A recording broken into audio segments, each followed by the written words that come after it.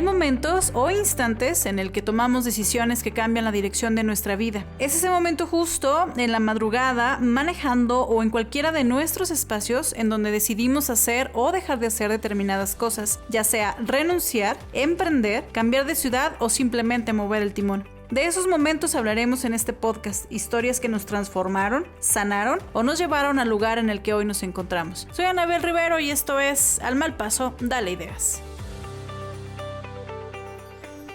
El trabajo de Católicas siempre ha sido devolverle a las mujeres la posibilidad de que reflexionen sobre sus derechos y su autonomía, sin tener que dejar la fe, y sobre la posibilidad de vivir una sexualidad placentera, porque hay argumentos de la tradición católica que lo permiten.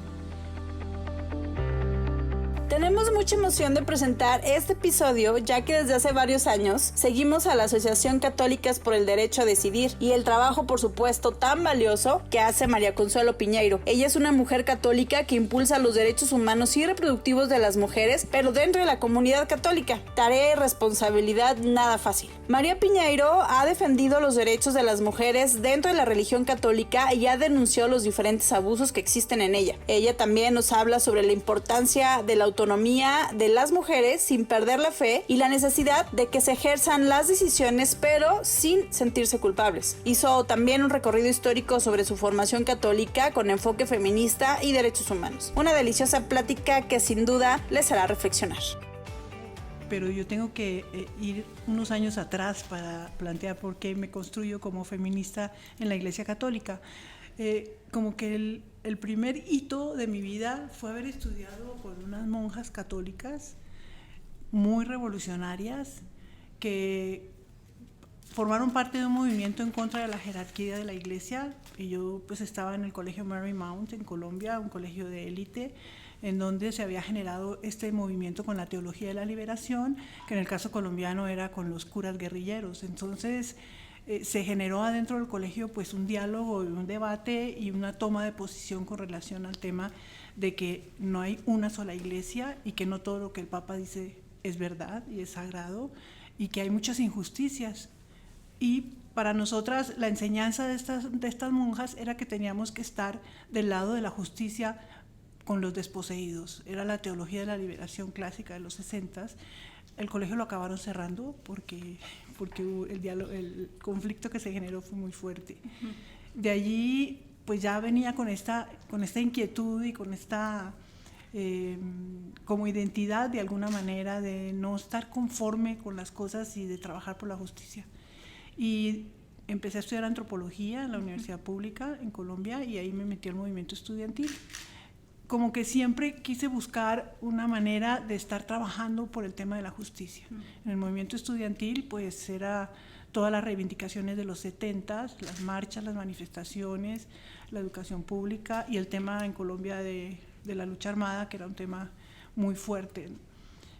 De allí pues pasé a formar parte del Partido Comunista por un tiempo, de la Juventud Comunista, y después me fui a trabajar con los indígenas. Yo trabajé en el Instituto Colombiano de Antropología y encontré otra vez una manera de estar trabajando por la justicia porque se generó un movimiento nacional indígena que todavía sigue vigente y nosotras, un grupo de antropólogas y antropólogos, pudimos estar cerca de ellos para apoyarlos en las comunicaciones, en lo que se pudiera, porque pues la situación se estaba poniendo bastante complicada.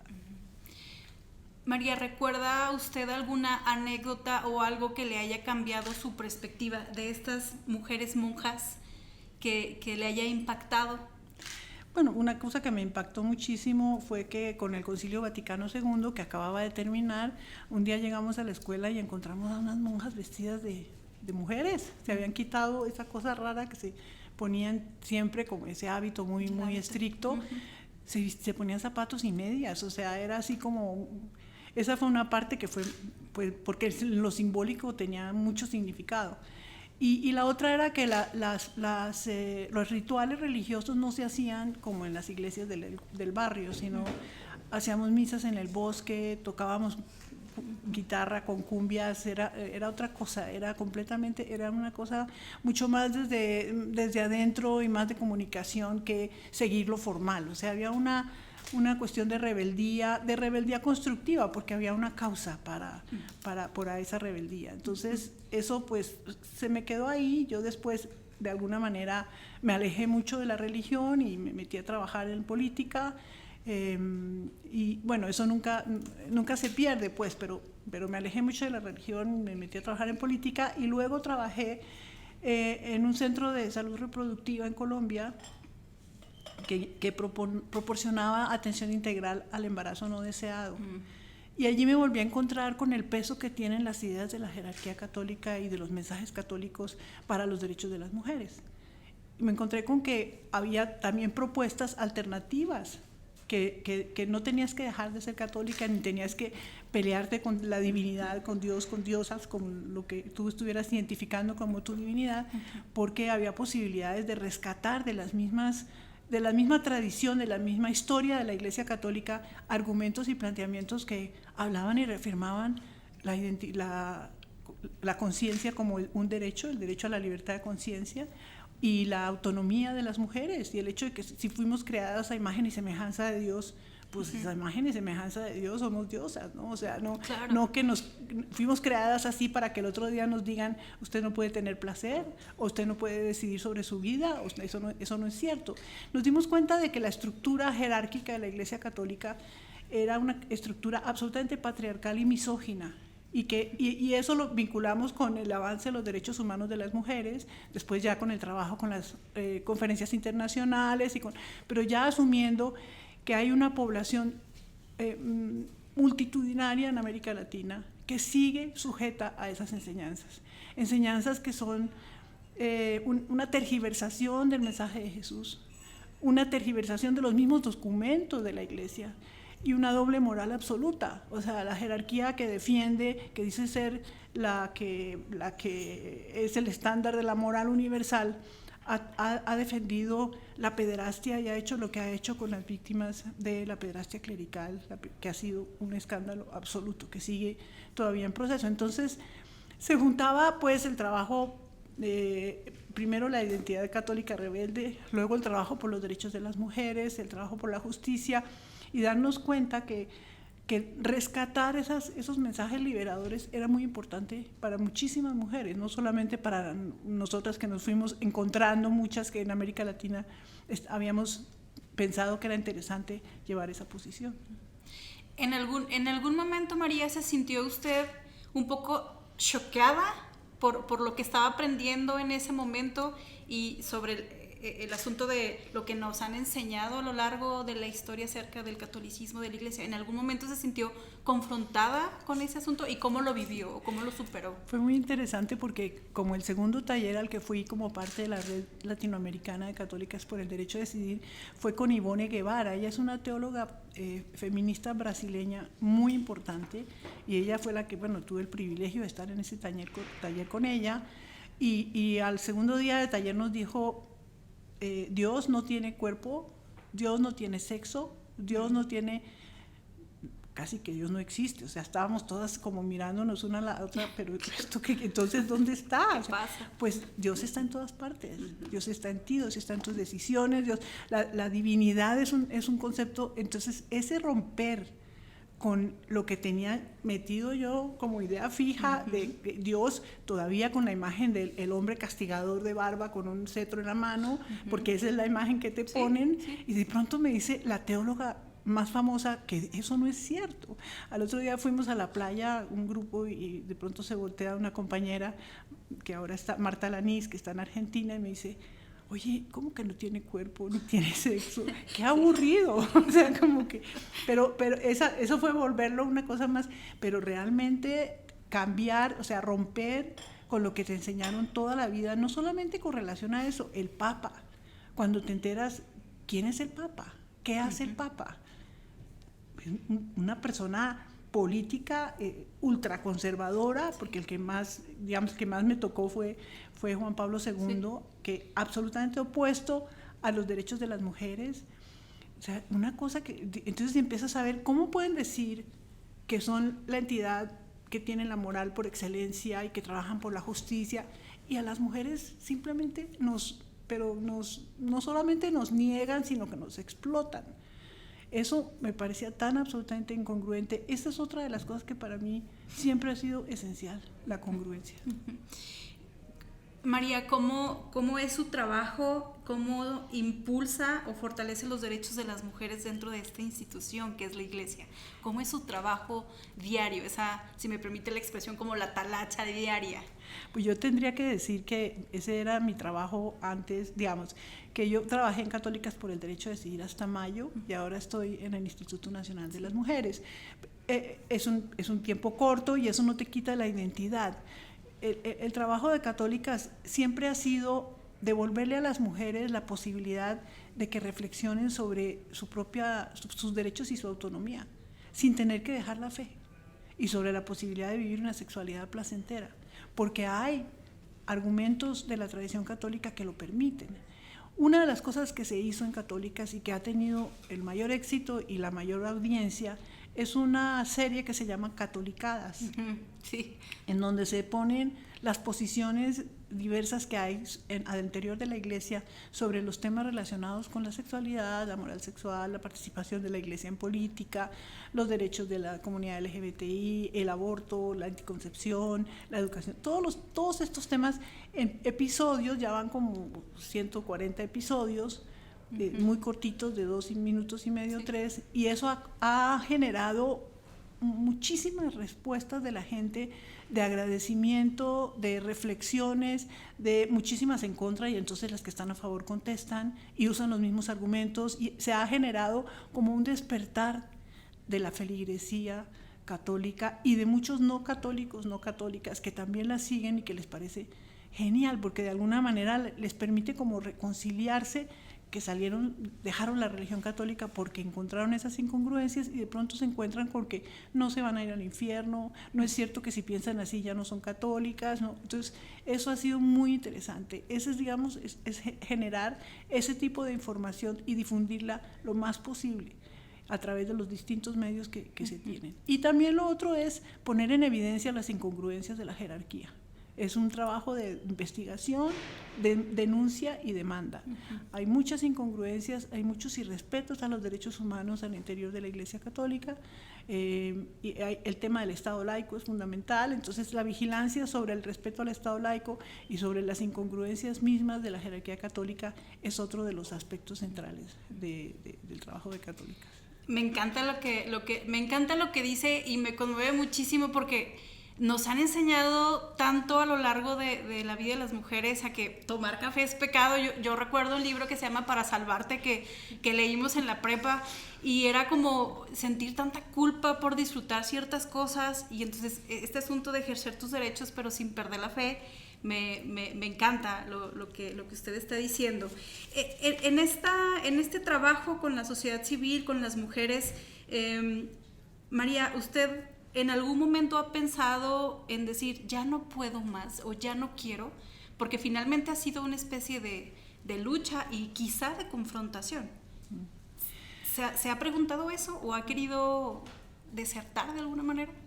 Mira, me lo he preguntado muchas veces cuando... Es que el tema de la nueva comprensión de esa divinidad, de creer en algo, con el tema de las injusticias en el mundo, es muy complejo. Como hay una señora, la mamá de una amiga ya muy grande, que decía: yo no puedo creer en un Dios que permite la pobreza y la desigualdad. Yo no puedo creer, que no me digan que yo me adhiera a un principio de esos. Entonces, ese tipo de cosas, eso y la relación con la ciencia, porque, pues, por supuesto, pues, yo tengo una maestría, estudié ciencia, o sea, esas dos cosas son dos temas que son muy complicados. Pero ¿qué haces? O sea, si realmente encuentras, cuando a mí me preguntan, ¿usted es católica? Digo, yo soy católica por el derecho a decidir, que es muy distinto, porque no es lo mismo. Encuentras que hay otras cosas al interior de la misma Iglesia Católica, y sobre todo encuentras que el ser parte de esa comunidad te da legitimidad con otras católicas y católicos que están sufriendo por esa dominación, por esa opresión tan fuerte que tiene el simbólico. porque deja lo demás, o sea, el simbólico de lo que te enseñaron y lo que escuchaste desde chica y lo que escuchaste en la escuela y lo que escuchaste con tus compañeros, compañeras, de lo que debe ser una mujer. Exacto. Y eso es completamente absurdo. Entonces, hemos encontrado, esta teóloga, por ejemplo, Ivonne Guevara, es fantástica. Hay todo un movimiento de religiosas, hay movimientos mundiales, hay un movimiento de sacerdotes casados a quienes, porque reconocieron que se enamoraron de una mujer y dijeron que se iban a casar, les prohíben seguir ejerciendo, por poder dar misa, poder oficiar. Pero a los pederastas no, a los pederastas los dejan que sigan dando misa. O sea, ese tipo de cosas dices no, o sea, no. Eso no me hace pensar en dejarlo, me da más fuerza para seguir, porque son como cosas que te dicen, no puede ser que la gente siga engañada en ese sentido. Y ha sido muy interesante la respuesta que se ha encontrado en general con distintos sectores de la sociedad, con funcionarios, con funcionarias, con las mujeres en distintos niveles, pero no solamente con los legisladores, los medios de comunicación. O sea, hay una capa ahí de personas que han pasado por ahí y que encuentran que hay otra posibilidad. La culpa, por ejemplo. El tema de la culpa es de las cosas más complicadas que tienes que quitarte, te las tienes que quitar, porque esa es intencional, que siempre te sientas en culpa, que siempre te sientas en falta, que no puedas pensar que una decisión que tomaste, un logro que tuviste, algo que a ti te pareció, que te hizo sentir feliz, tengas que vivirlo con culpa. Exactamente. Estamos en otra época en ese sentido, yo creo. ¿Cómo María impulsa los derechos sexuales y reproductivos de las mujeres dentro de la iglesia? ¿Cómo es? Bueno, lo primero es plantear que la historia de las ideas sobre la sexualidad en la Iglesia Católica es muy rica, es muy diversa. Y que no hay, esa es una cosa central, que no fue que Dios dijo, que no es un dogma, que ni siquiera la iglesia terrenal ha nunca dicho que es obligación que las personas no tengan sexualidad, no tengan relaciones sexuales, sino solamente para procrear. Pero los últimos documentos del Vaticano dicen que no se pueden separar la sexualidad de la reproducción. Estamos hablando de los 90. ¿Cómo puede ser que nos digan eso? O tal vez porque ellos lo han practicado mucho con la pederastia, por supuesto que esa sexualidad no tiene reproducción de por medio. ¿Cómo puede ser eso? Entonces, documentar eso, darlo a conocer, plantearlo, ennoblecer la sexualidad como una dimensión de la vida, encontrar los argumentos, encontrar las interpretaciones, porque esto está basado en interpretaciones. Los evangelios, había miles de evangelios, y la jerarquía fue cortando y dejando lo que les parecían que eran los mejores para ese plan. Hay otros evangelios que se han movido por ahí, los agnósticos, o sea, hay muchas otras posibilidades que se pueden derivar de lo que se conoce que fue la comunidad que estuvo alrededor de Jesús. Era otra cosa, no era esta cosa vertical, llena de lujos y prebendas y privilegios, la falta de respeto, la doble moral, el horror, la corrupción al interior en el Vaticano, para no decir en las iglesias locales. Esa parte de la incongruencia. Y lo mismo con la sexualidad, el manejo de la sexualidad. Dos temas, el del SIDA y el de la pederastia clerical, le han dado golpes muy fuertes a la Iglesia Católica, porque no han podido contestar, no han podido sostener esa posición fielmente. Cuando el SIDA, hubo obispos de varios países del mundo que se opusieron a la enseñanza absurda de que no se podía usar condón. Esa sigue siendo la misma. Está prohibido usar condones.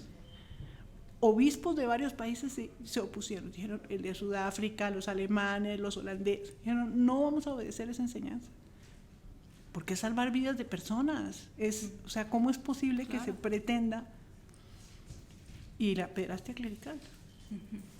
Cada día salen nuevos y nuevos descubrimientos del horror que ha significado eso, y no solo el hecho de que suceda, sino que se encubra, que la iglesia institucional haya encubierto a esos sacerdotes y les haya permitido seguir violando niños y niñas sin ninguna sanción.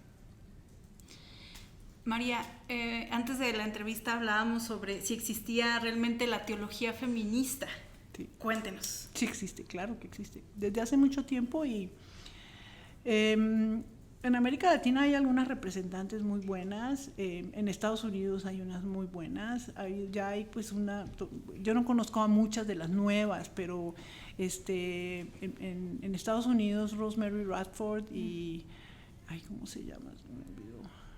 Christine Goodorf, que hizo un trabajo que se llama Cuerpo, Sexo y Placer, que es todo un análisis de las escrituras, de los evangelios y de otras escrituras, en donde saca como conclusión que Dios nos creó a las mujeres con la posibilidad de sentir placer, y que si nos quieren hablar de que solamente es la ley natural, pues es natural que las mujeres tengamos clítoris y por eso sintamos placer, no sirve para nada más.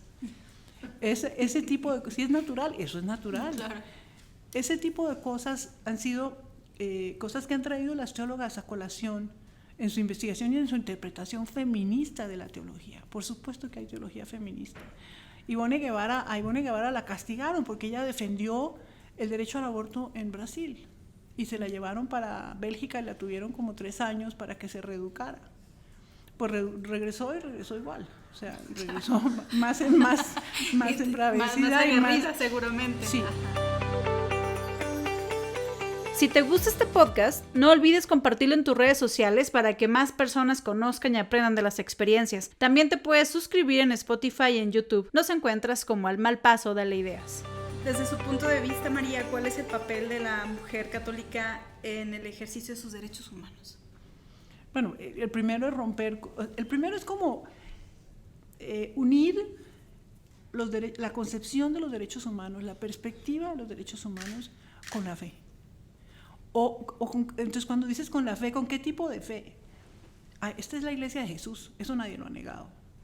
Miremos qué fue lo que hizo Jesús. Y los evangelios mismos lo dicen, no tienes que irte a buscar en las cosas escondidas. Está en todas partes qué fue lo que hizo Jesús. Le dio a las mujeres un papel importantísimo en la época en que no se les podía hablar a las mujeres, en que las mujeres no tenían derecho de hablar.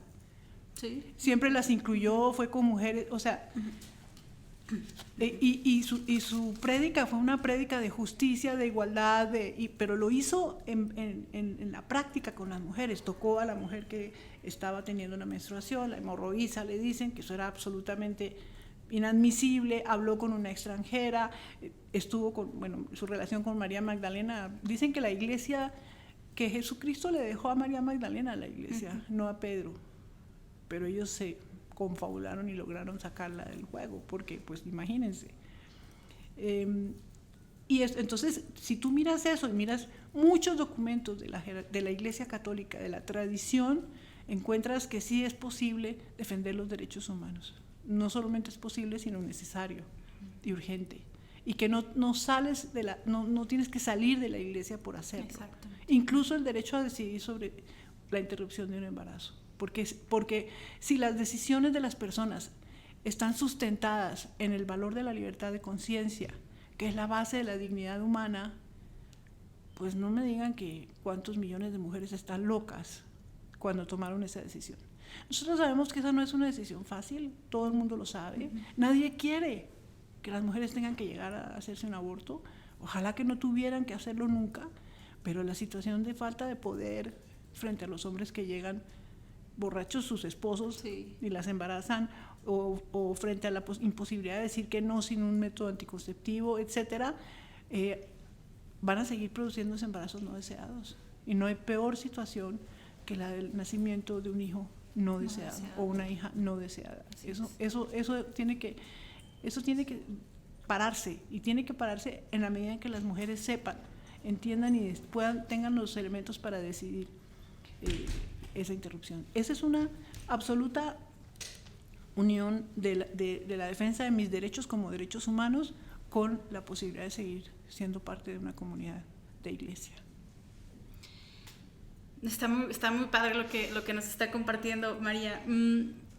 ¿Cómo vive usted la sororidad? Es que viene mucho de la hermandad católica, ¿no? De la comunidad católica te enseña a siempre estar dispuesta a dar una mano, a poner el hombro, a apoyar, a hacer cosas por los demás sin esperar nada a cambio. Y bueno, en el caso de las mujeres y con el feminismo adquiere una nueva fuerza y un nuevo significado. ¿Usted qué acciones, si nos pudiera compartir alguna de las acciones o actividades que usted hace para poder impulsar la sororidad? ¿Cómo la trabaja? ¿Cómo la desarrolla? Pues mira, lo primero es con el ejemplo. Tú no puedes predicar cosas así, ni ser feminista, ni ejercer la sororidad, ni si no lo haces tú también. Otra vez el tema de la congruencia. Tiene que haber congruencia entre quienes trabajamos por la justicia y los derechos humanos. Y la otra manera es siempre incluyendo ese tipo de actitud y ese tipo de valores en lo que se hace, en las actividades, en los mensajes, siempre tiene que haber el respeto, la confianza y la posibilidad de hacer algo por los demás, y que haya como que se pueda transmitir ese mensaje. Nadie te ven pasar, no saben quién eres, qué haces, pero que tú puedas poder hacerle ver a la gente que cuentan contigo. De acuerdo. Hasta el día de hoy, María, ¿qué avances usted ha notado o cómo ha incidido dentro de la comunidad católica con todo este tema del fortalecimiento para el ejercicio de sus derechos, la interrupción legal del embarazo, matrimonio igualitario? ¿Sí se ha logrado un avance dentro de la iglesia, el tratar como de mover conciencia, de que den ese paso hacia adelante?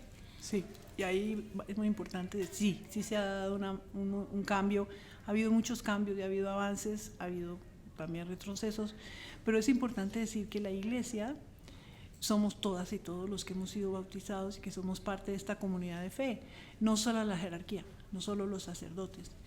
Entre la comunidad de iglesia hay cambios importantísimos. Te decía que hay este movimiento de sacerdotes católicos casados, hay movimientos internacionales de comunidad LGBTI católicos y católicas, hay los movimientos por el derecho de que una mujer sea papisa, como se le quiera llamar, el papado para las mujeres. Hay movimientos pidiendo el cambio de las enseñanzas morales, todo lo que tiene que ver con uso de anticonceptivos, vida sexual, etc. Eso se ha expresado en distintas formas. Hay movimientos que han llegado al Vaticano a llevarles una petición concreta. Había uno en que nosotros estuvimos participando que se llamaba Somos Iglesia, surgió en Alemania y en Europa en general, y se formó un movimiento muy interesante que pedía eso, pedía poder participar en las elecciones de los obispos, pedía cambios en las enseñanzas sobre sexualidad, pedía que a los sacerdotes los dejaran casar y seguir siendo sacerdotes, que se elimine el celibato como una obligación. Todo lo que tiene que ver con la conducta sexual y la vida individual al interior de la iglesia, que se ha expresado en ese sentido. Luego lo que te decía, ante situaciones límite como el caso del SIDA o incluso de la pederastia clerical, ha habido expresiones muy importantes de parte de jerarcas incluso. Pero de parte de los sacerdotes hay muchas posiciones, pero muchas personas han encontrado un apoyo concreto entre sacerdotes y religiosas en el tema de la sexualidad, del aborto, del uso de anticonceptivos, del ejercicio de los derechos. Entonces, hay cuestionamientos muy serios y ya no hay la posibilidad de mantener a los mismos sacerdotes y religiosas herméticos. Hace poco, cuando se hizo una reunión muy importante sobre el tema de la pederastia en el Vaticano, y diría que con Francisco ha habido expectativas que él no ha podido cumplir. Yo creo que él es una persona distinta, pues, y que sí ha planteado cosas muy importantes, pero está sujeto a una estructura milenaria que no, y quizá le falta valor para romper más de lo que tendría que haber roto, pero eso también ha significado cambios. Él ha puesto cambios en distintas cosas relacionadas con estos temas y relacionadas con la ética al interior de la Iglesia Católica, el tema de la banca vaticana, el tema de ha habido cambios en ese sentido. Y también creo que de manera general entre la comunidad católica, te digo, Catolicadas nos da una una medida muy interesante de qué es lo que la gente piensa sobre estos temas, que son y que no quieren dejar de ser católicos, ni católicas. Acaba de tocar un tema que se me hace bien interesante y para llevar mi siguiente pregunta. ¿Cómo es ser mujer o cómo ser mujer dentro de la iglesia? Pero con ese tema de las jerarquías que hay dentro de la iglesia que usted menciona con el tema del Vaticano. Pues mira, es que hay como distintas maneras de ser mujer en la Iglesia Católica y eso depende mucho del nivel de conciencia sobre los derechos que tengan las personas, porque hay religiosas súper combativas y súper revolucionarias que en el caso de la reunión esta sobre pederastia fueron y pusieron su punto y exigieron que se investigaran los abusos a mujeres también y a religiosas a quienes las obligaban a tener relaciones y luego abortar. O sea, hay movimientos fuertes de religiosas. El papel de las religiosas, como sí, digamos, en sí mismo, sigue siendo más o menos el de servicio, el de pastoral, por supuesto, pero sí hay movimientos que reclaman que las mujeres puedan llegar a ser papas. O sea, ya hay como un movimiento en ese sentido. Y eso con las personas que están, la mayoría de las que estaban en Somos Iglesia, este movimiento europeo, eran mujeres, pero entre la feligresía, digo, yo no puedo hablar por todo el mundo, pero lo que nos han dado las encuestas que Católicas por el Derecho a Decidir ha hecho en México, es que hay como varias maneras de ser católica. Puedes ser católica, hacer tu vida, tomar decisiones sobre la sexualidad y la reproducción, pero seguir yendo a misa o no ir a misa, ir a las celebraciones más importantes, la Navidad, el Año Nuevo, la Pentecostés, el miércoles de ceniza, o sea, no perder esa simbología que te hace, que te da la identidad de ser católica, pero estás tomando tus decisiones y no sientes ninguna culpa. Hay otro grupo que sí siente mucha culpa, que toma algunas de esas decisiones, pero que tiene un conflicto permanente porque sigue queriendo ser parte de la comunidad y no sabe cómo hacerlo. Hay otras que a mí me parecen geniales, que dicen, Dios está conmigo, me acompaña en mis decisiones. Es padrísimo. Y entonces así tú estás como integrando a tu voluntad, a tu deseo, a tu autonomía. Es un diálogo con esa divinidad que es tu apoyo y no tu castigo. No quien te vigila y te castiga, sino quien te apoya y te entiende. Sí, es cambiar la perspectiva completamente. Claro. María, ¿cómo decirle a las mujeres católicas, a la comunidad católica, que no es un mundo de hombres? Sí, bueno, eso se ha dicho de alguna manera en varias formas cuando se dice en casi todos los espacios de iglesia y no solamente en la iglesia católica, la mayoría somos mujeres. Casi que sí, cuantitativamente puedes decir la mayoría somos mujeres, pero no estamos en los altares, no estamos en la mesa de la toma de decisiones, no estamos en los espacios más importantes desde el punto de vista simbólico. Hay religiones que sí tienen a mujeres, la bautista en México, hay una pastora bautista en México que es maravillosa y que trabaja, se ha acercado mucho a su comunidad, que tiene posiciones muy interesantes. Hay muchas otras religiones que tienen a mujeres pastoras ya y a mujeres ya sacerdotes.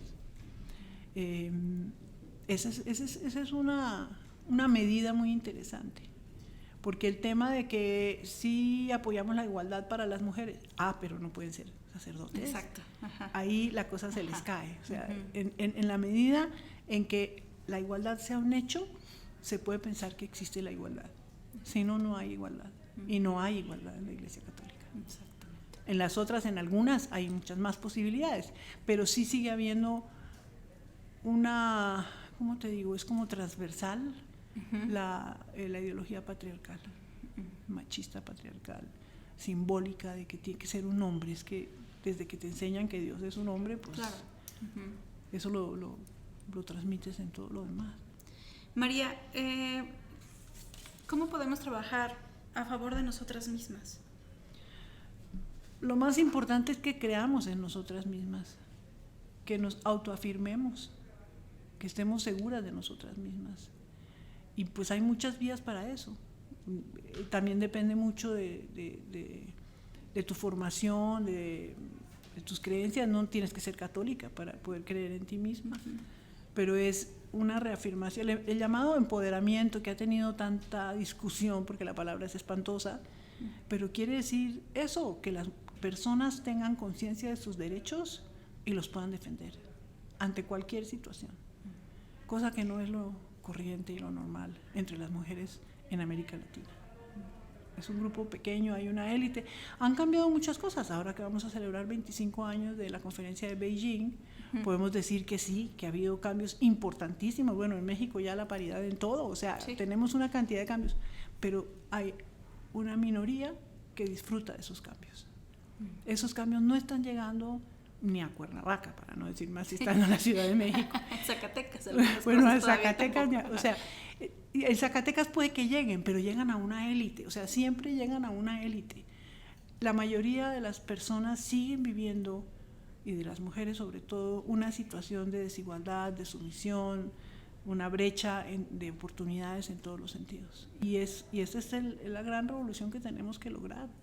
Y esa es que las mujeres no se dejen, que las mujeres reafirmen su dignidad igual a la de los hombres, sus capacidades y sus derechos, en todos los ámbitos, porque también puede que lo hagas frente al jefe, pero no lo haces frente al marido, ¿no? O sea, súper común, en todos los ambientes. Sí. Y no es nada sencillo, nada sencillo. Vas perdiendo amistades, vas perdiendo, cambiando de ambientes, es una lucha constante. Sí, constante. Porque ese cambio cultural que ya empezó, todavía es lento y es difícil, y sí hay mucho estigma alrededor todavía. Deja alrededor de las mujeres que tienen un aborto, eso ya es el máximo. Alrededor de las mujeres que son independientes y autónomas y que no son la esposa de, sino que pueden estar casadas y amar a sus esposos, pero no son la esposa de. Exactamente, sí. Simplemente con el tema del apellido. María, ¿hay algún libro o varios libros que usted recomiende o que a usted le hayan cambiado por completo, o que le hayan cambiado por completo la perspectiva, o que le hayan marcado, que nos pudiera compartir? Bueno, hay libros muy importantes que, bueno, empezaría por 100 años de soledad, que yo lo leí como a los 16 años, 17, porque yo nací en Colombia y viví allá hasta el año 79.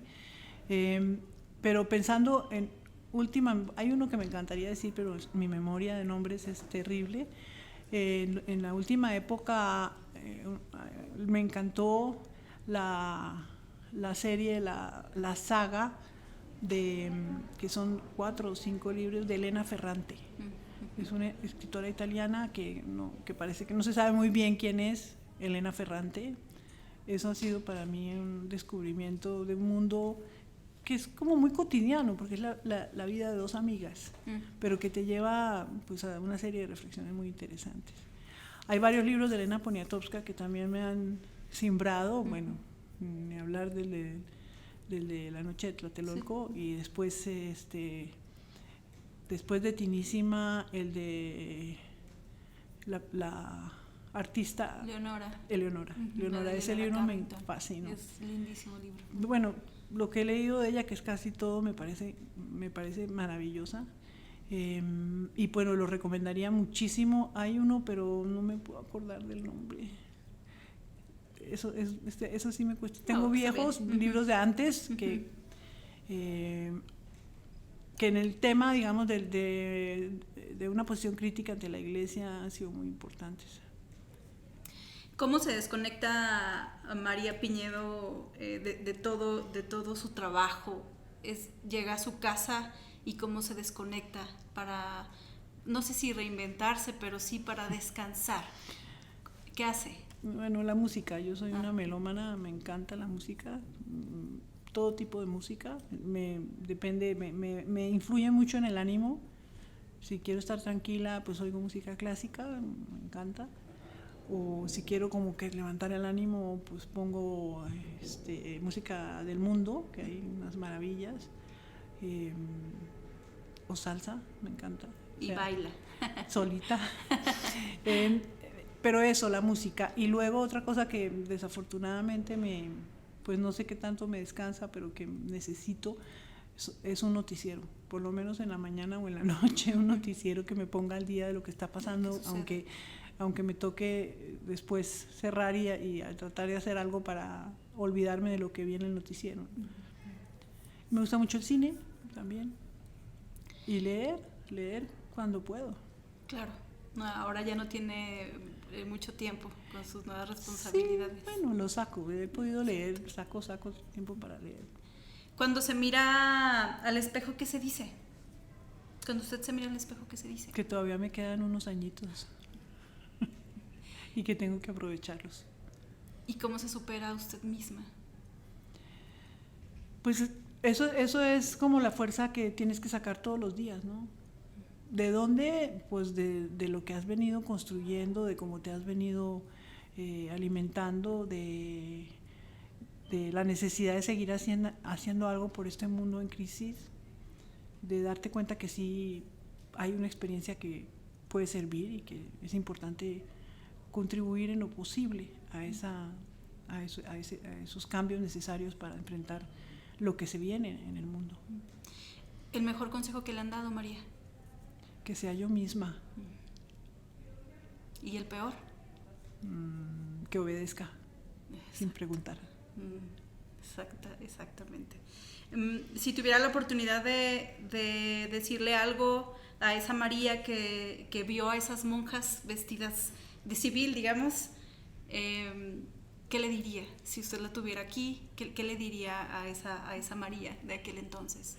Quizá que nunca hubiera imaginado la evolución de eso que estaba viendo, que pensara que eso significaba un cambio muy importante en el mundo. Y significó, porque el Concilio Vaticano II fue una maravilla. ¿El viaje que nunca ha hecho, qué le hace falta, María? Grecia. Qué padre. María, muchas gracias por permitirme platicar con usted y aprender de su experiencia. Gracias a ti, muchas gracias. Si te gusta este podcast, no olvides compartirlo en tus redes sociales para que más personas conozcan y aprendan de las experiencias. También te puedes suscribir en Spotify y en YouTube. Nos encuentras como Al Mal Paso, Dale Ideas.